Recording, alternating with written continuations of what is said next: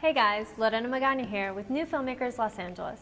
Today I'm talking to director Jennifer Clery about her new film, The Silent Thief. Let's take a look at a clip from the film. Who are you talking to? No one.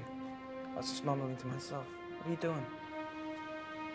Well, you seemed upset the other night, so I'll forgive you. I wanted to come and make it up to you properly. What are you doing? What does it look like? Alright. You want my cat dress? Yeah, well, that didn't stop you the other night. Jennifer, why don't you give our viewers a brief synopsis of your film?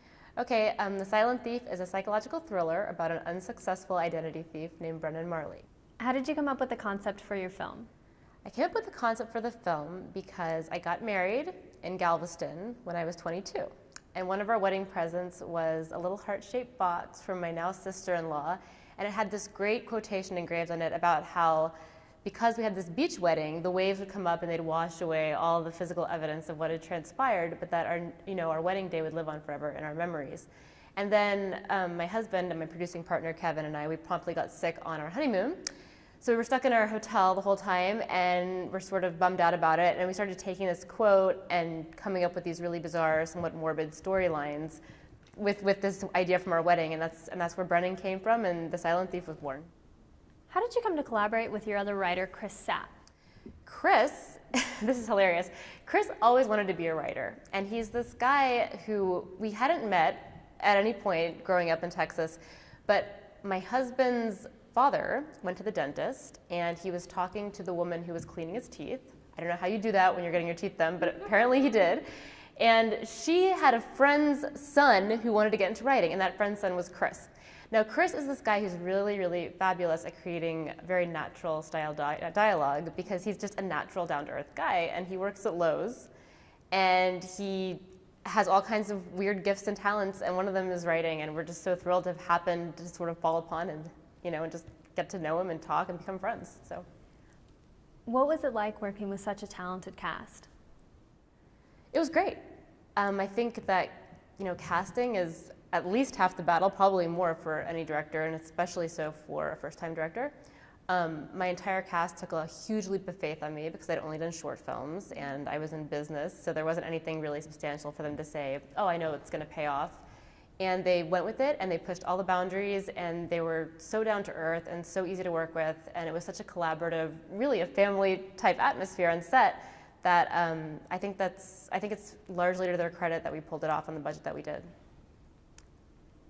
Did you find that you had to do a lot of rewriting when you were on set or during the rehearsal process? Absolutely, yeah. I mean, sometimes you're on set and a character will say a line, and even though it sounded great in your head, or even though you've had this plan to shoot it this way, when it comes out, you all just kind of sit there and it sounds fake, or it just doesn't sound fresh or something. And in a lot of cases, I found that you could just take the line out completely. Mm-hmm. It's amazing how few words are actually needed to convey something, I think, in real life between people, especially close people like family members. So that's what we discovered. What's next for you, Jennifer? Okay, well, my cast is busy because they have pilot season coming up, so I'm sure they're all slammed. But I've been very fortunate. I have a lot of things in the works. I have The Potters, which is a stop-motion animated musical, quite different from The Silent Thief. And I'm having a blast with it because I get to write a lot of the music for it, and I have a wonderful cast. I brought Kurt Fuller and Francis back to voice some of the characters, and I have Brittany Snow and Thomas Decker, who are both lovely people and very talented, obviously. And then I have Confinement. Confinement is another psychological thriller, but this time there's a catch because it all takes place in approximately 500 square feet, and it's going to be shot partially, like 75% in Sri Lanka, which is a bizarre experience. And I've been working on that with a number of really talented people. I've met some wonderful producers out of Mumbai, and obviously Kevin is producing it with me, and then I've been working on it with my friend Josh Pence, who's a very talented actor as well. So we have that going this year, and then we have How to Cook Your Daughter, which is another project that I'm very passionate about.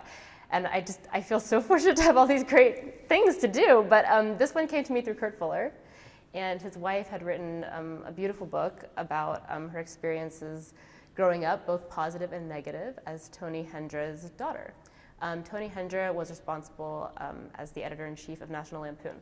So it has great Hollywood history, great entertainment history, some beautiful stories, very touching and moving, and I'm thrilled to be able to work on it. So I've got an exciting year, lots of fun things in the works.